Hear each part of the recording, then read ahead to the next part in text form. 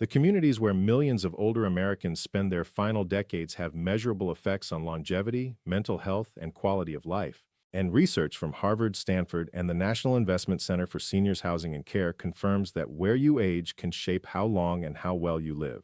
This is the story of how a high school dropout and construction tycoon accidentally launched a social revolution that separated grandparents from grandchildren, reshaped the American Sun Belt, and built a $94 billion industry along the way. More than 59 million Americans are 65 or older right now, roughly 18% of the entire population. And every single day, more than 11,000 more cross that threshold. Demographers call it the silver tsunami, the largest surge of aging citizens in the history of the United States. But here's the thing, despite all of that, only about 5% of Americans 65 and older actually live in retirement communities. The vast majority, around 93 to 95%, choose aging in place, and 77% of adults over 50 tell AARP they want to stay right where they are. Retirement communities didn't change American society by housing most older people. They changed it by creating an entirely new idea of what old age could look like, by redefining retirement from a period of decline into a lifestyle you could choose. The consequences of that shift, both good and bad, are still playing out today. Let's go back to the beginning.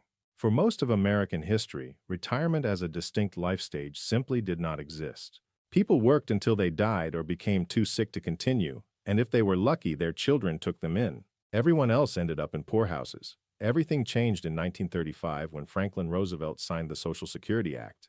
Guaranteed income for Americans over 65 arrived for the first time, modest but completely life-altering. Suddenly, older Americans had options. 3 decades later, Medicare added health security in 1965. Together, these two programs removed the biggest barriers to living independently away from family, and they created the financial foundation for an entirely new phase of American life. A few visionaries had already experimented with purpose-built communities for older people before either program existed. Sailor's Snug Harbor on Staten Island opened in 1833 as a 130-acre campus for retired seamen. The William Enston Home in Charleston, South Carolina offered 24 cottages with an infirmary starting in 1889. Riderwood, Washington, a former logging camp converted to retirement living in 1953, claims the title of oldest continuously running retirement community in America. The real pioneer, though, was a place called Youngtown, Arizona. A developer named Ben Schleifer built it in 1954 on 320 acres of former cattle ranch. After visiting a friend in a retirement home and coming away, in his own words, appalled by the restrictions. His homes measured 750 square feet and sold for under $8,000. NBC featured Youngtown on Wide Wide World in 1957, and that broadcast caught the attention of a man in Phoenix who would change everything. Delbert Eugene Webb was not an obvious candidate to reinvent aging in America. A high school dropout turned construction tycoon, he co-owned the New York Yankees, built Bugsy Siegel's Flamingo Hotel in Las Vegas, and golfed with Howard Hughes and Barry Goldwater. What Webb recognized was something no one else saw at the time. Retirees didn't want rest homes. They wanted a lifestyle. June of 1959, Webb purchased 20,000 acres of Arizona ranch land from James G. Boswell II for over $20 million. Roads and a golf course went up in July. Homes followed in September, and the community was originally called Marinette Retirement Community, until a nationwide naming contest in the Saturday Evening Post produced the name Sun City. A couple named Britton from Eugene, Oregon submitted the winning entry and took home a free house for it. Sun City opened on January 1st, 1960.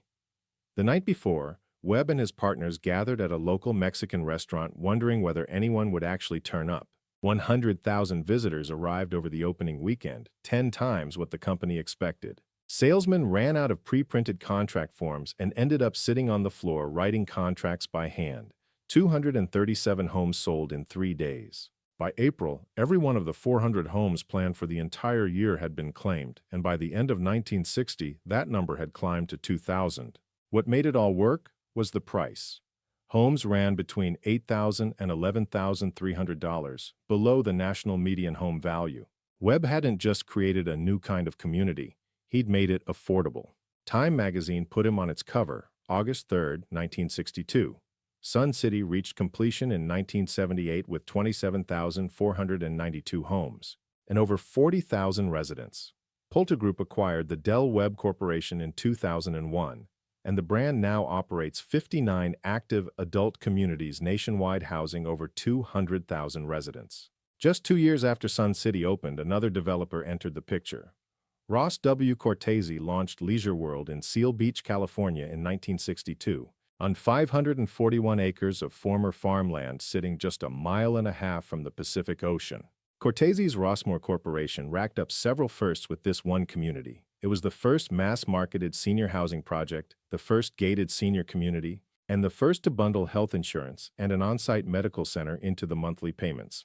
Cooperative apartments sold for $9,000 to $11,000, with monthly payments between $92.50 and $103.50 covering all services. 844 units in the first parcel sold out in 9 weeks. Rossmore eventually built 7 Leisure World communities stretching from California to Maryland, and the National Association of Home Builders named Cortese Builder of the Year in 1963. What Sun City and Leisure World proved together would reshape American society for generations. Enormous, untapped demand existed among older Americans, not for medical care, not for nursing homes, but for community, activity, and independence. The Villages phenomenon.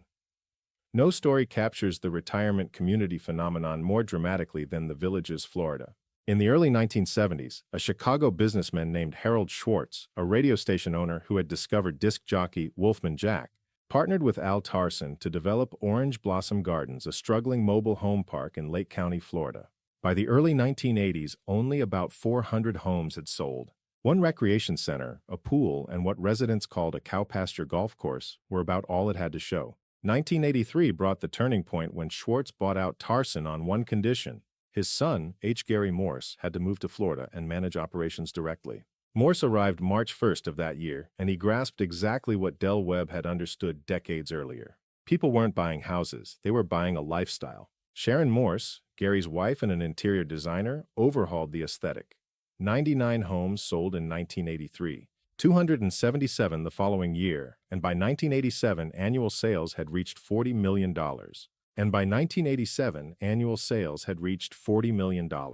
Spanish Springs Town Square opened in 1994, designed by the same firm behind Universal Studios, giving residents a central gathering place with free nightly entertainment. Growth exploded after that. 27,000 residents called the Villages home by 2001, with 10 new arrivals showing up every single day. Between 2010 and 2019, the Villages ranked as the top-selling master plan community in the United States, with 24,440 homes sold, and it held the title of fastest-growing metropolitan statistical area in America. Today, the community spans approximately 57 square miles across 3 counties, which makes it larger than Manhattan. An estimated 150,000 or more residents live there alongside 729 holes of golf, more than any community in the world, over 100 recreation centers, 3,500 resident-led clubs, and roughly 60,000 golf carts rolling across nearly 100 miles of dedicated cart paths, tunnels, and bridges.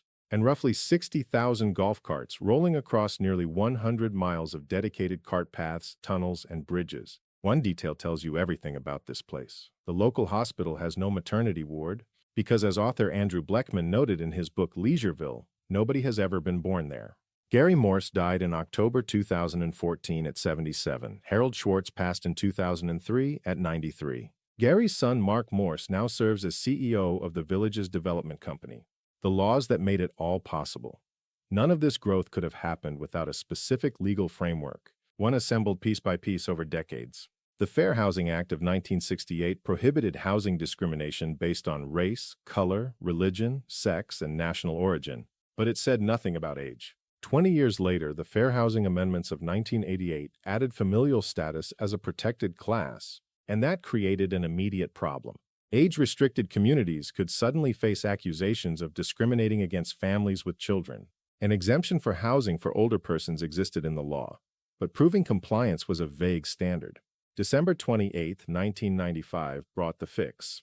President Clinton signed the Housing for Older Persons Act, known as HOPA, which established a clear, bright-line test. At least 80% of occupied units had to include at least one resident aged 55 or older. Communities had to publish age verification policies, and they needed to demonstrate intent to house older persons. HOPA created the modern legal framework for every 55-plus community operating in America today. Other legislation reshaped how Americans funded their retirements entirely. ERISA created the Individual Retirement Account in 1974, and Section 401(k) emerged from the Revenue Act of 1978, with the first plan launching in 1980. This shift from traditional pensions to individual savings accounts changed the equation completely.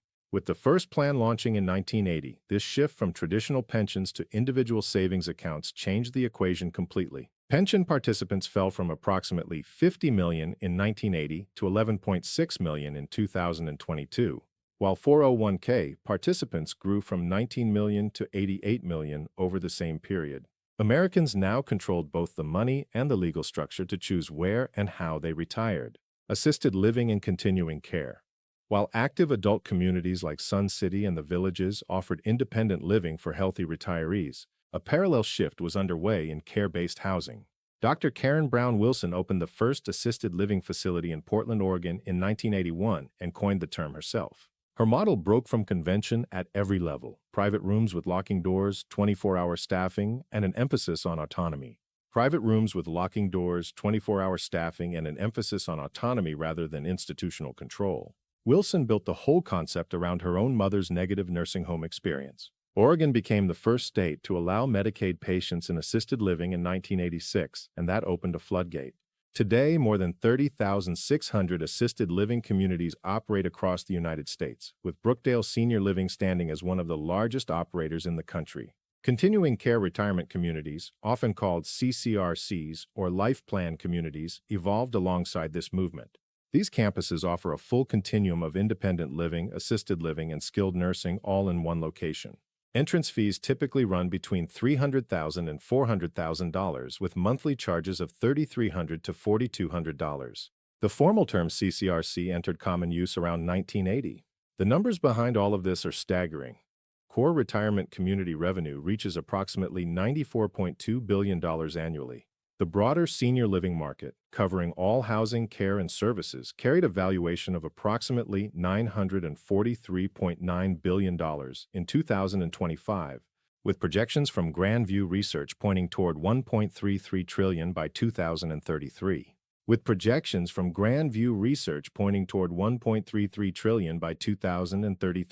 COVID, risks, and the supply crisis. The pandemic laid bare the difference between types of senior living in devastating fashion. Nursing homes and long-term care facilities absorbed catastrophic losses. Residents represented just 0.6% of the U.S. population but accounted for 38 to 41% of all COVID-19 deaths. More than 200,000 residents and staff died from the virus in long-term care facilities, according to KFF data through 2022. The death-to-case ratio for assisted living residents reached 21.2%, compared to 2.5% for the general population.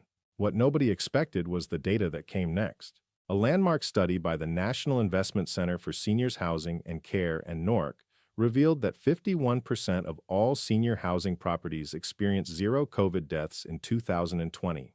Among independent living communities specifically, 67% recorded no deaths at all, and the mortality rate matched the 75-plus population in surrounding counties almost exactly. Residents choosing aging in place in their own homes face the same risk as those in independent living communities. Occupancy still collapsed across the industry, dropping 7.2 percentage points in 2020 alone and bottoming out at 77.8% in the second quarter of 2021. Recovery took 4 full years. Occupancy finally surpassed pre-pandemic levels in the first quarter of 2025 at 87.4%, then climbed to a record 88.7% by the third quarter, with more than 630,000 occupied units, an all-time high according to NIC MAP data. But construction has moved in the opposite direction. Senior housing units under construction fell to just 17,000 in the third quarter of 2025, the lowest level since early 2012. Annual inventory growth dropped below 1% for the first time since NIC MAP started tracking in 2006. NAC senior principal Omar Zarawi captured the situation in 5 words: ready to grow, struggling to build. 549,000 additional units by 2028. That's what NIC MAP projects the industry needs, rising to 806,000 by 2030. Current development rates cover only 25% of that pace. Consider what that means for senior health. The first baby boomers turn 80 in 2026, the age when senior living becomes most likely, and 70% of people turning 65 will need some type of long-term care, averaging 3 years. The industry is building at 1/4 the speed required to meet that demand. Staffing compounds the problem further, with 94% of nursing homes reporting staffing difficulties as of 2025, and annual nursing staff turnover running at 53%. Environmental risks add another layer. Arizona sits in what scientists classify as a 21st century megadrought, the driest 22-year stretch in 1,200 years. 2023 brought a sobering announcement when Arizona's Department of Water Resources confirmed that all groundwater in the Hassayampa subbasin is spoken for, effectively blocking retirement community expansions in parts of the state. ASU water experts have warned that golf courses absolutely, 100% cannot be sustained in the desert. Financial vulnerabilities run just as deep, with at least 16 CCRCs entering bankruptcy since 2020. The 2009 Erickson Retirement Communities bankruptcy stands as the largest in retirement housing history, carrying over $1 billion in liabilities, and leaving 23,000 residents facing an uncertain future. Now let's explore new models for a new era. Despite all of these pressures, new approaches are emerging that may point toward what comes next for senior health and housing. University-based retirement communities now number between 75 and 100 nationwide, pairing seniors with campus life and offering access to courses, events, and daily intergenerational interaction.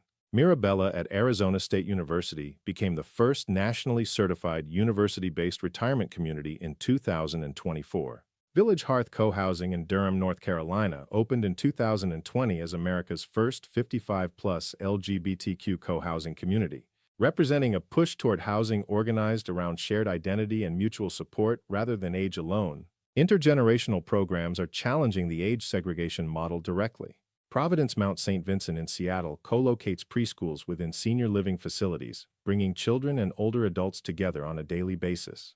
Technology is accelerating change across the sector as well. Social companion robots like LEQ, AI-driven fall detection, telehealth suites, and smart home sensors are becoming standard features in new developments. Active adult rental communities, which skip the CCRC model's massive entry fees entirely, reached 92.3% occupancy in the second quarter of 2025. Industry leaders are calling that segment about to explode.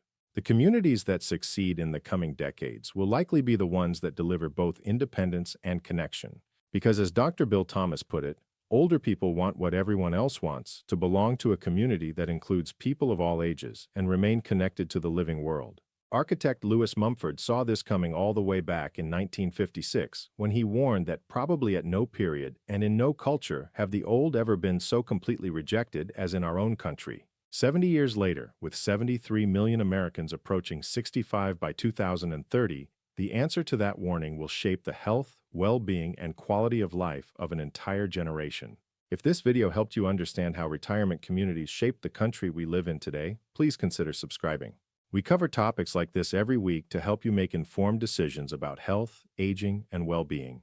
Thank you for watching, and we'll see you in the next one. How communities reshaped culture. The consequences of this industry reach far beyond real estate. Retirement communities restructured American family life and reshaped entire regions of the country. Consider what happened to the Sun Belt. Over 50% of the U.S. population now lives there, and the region accounts for 80% of national population growth over the past decade. Between July 2020 and July 2024, the South gained 2.685 million net domestic migrants, with Florida alone capturing 810,000 of them.